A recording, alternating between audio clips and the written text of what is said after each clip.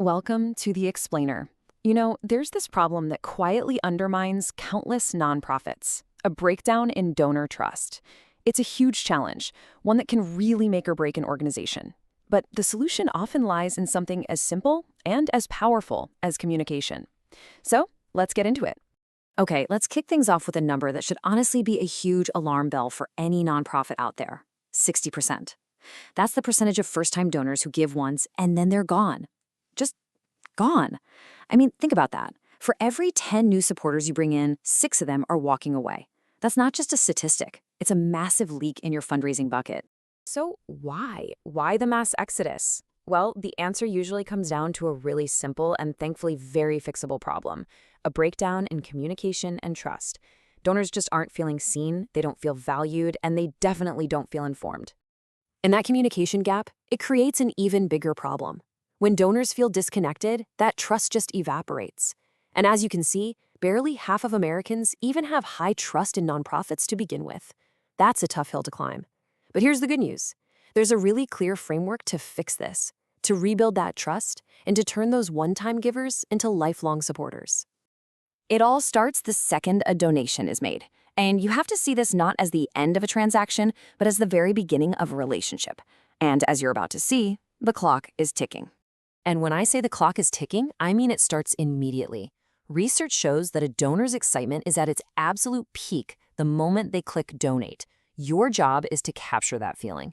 The sweet spot to send a personal thank you is within 24 hours, but the absolute hard deadline is 48. After that, that magic just starts to fade. And look, this isn't just about good manners. It's about incredible results. The payoff for acting fast is huge. Donors who get a personal thank you within that 48-hour window are a staggering 4 times more likely to give again. 4 times. That one simple action can literally be the difference between a one-time gift and a long-term supporter. Yeah, fundraising expert Penelope Burke, she doesn't mince words on this, and this quote really just says it all. A timely follow-up isn't optional, it is essential. Failing to do it, as she says, is destroying all the rest of your hard work. Wow, that's a powerful warning for any of us. So, what does this perfect first follow-up actually look like? Well, it's a simple, powerful 3-step recipe. First, an immediate, and I mean personal, thank you. Second, a specific impact statement that connects their gift to a real outcome. And third, a clear professional receipt to build that trust. Now, that second step, showing the impact, that's so critical. It really needs its own focus.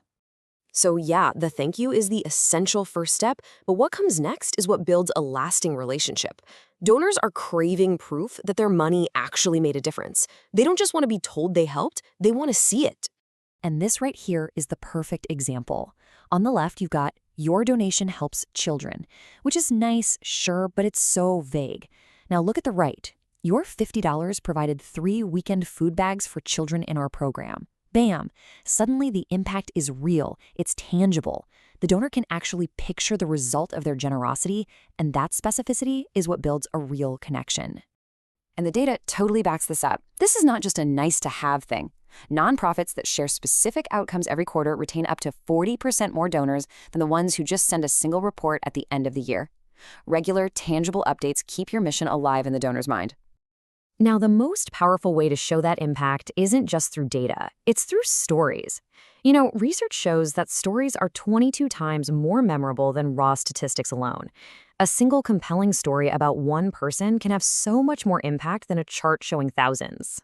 So it's not about choosing between stories and data, it's about using them together. This quote sums it up perfectly. Your story is what inspires the action, creating that all-important emotional connection. Then your data comes in and builds the trust afterward, giving them the logical proof that their decision was a good one. It's a powerful 1-2 punch for building lasting relationships. All right, so you've shown your impact with stories and data. The next level is to make every single message feel personal and to maintain consistent, meaningful contact. This is where you move from just blasting out mass communications to building a genuine one-on-one relationship. And get this, donors are basically telling us this is what they want. Nearly half of them, 44%, say they would actually give more if the communication they got felt personal to them. They're literally spelling out what they need to become more invested in your cause. And this is not just some theory. Just look at this real-world example from the American Cancer Society.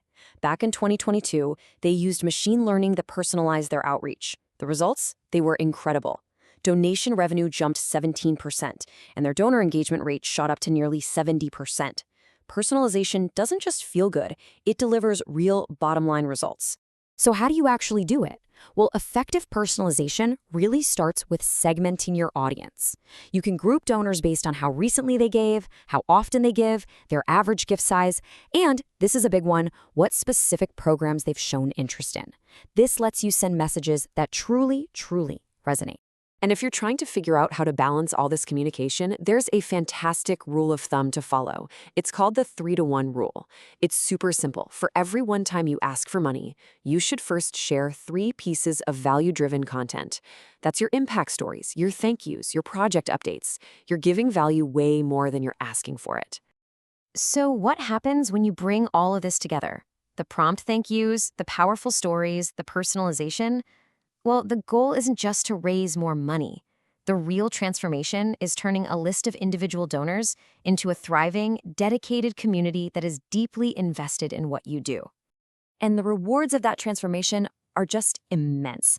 I mean, we're talking about high-trust donors who are 5 times more likely to increase their giving over time. They have 3 times higher retention rates, and their average gifts are 2.5 times larger. Building trust is, without a doubt, the single best investment you can make.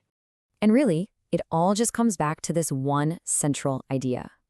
As Professor Adrian Sargent, a top expert on donor retention, says, trust is the essential foundation of the philanthropic relationship. Without that foundation, everything else just crumbles. At the end of the day, building donor trust isn't some massive one-time campaign. It starts right now.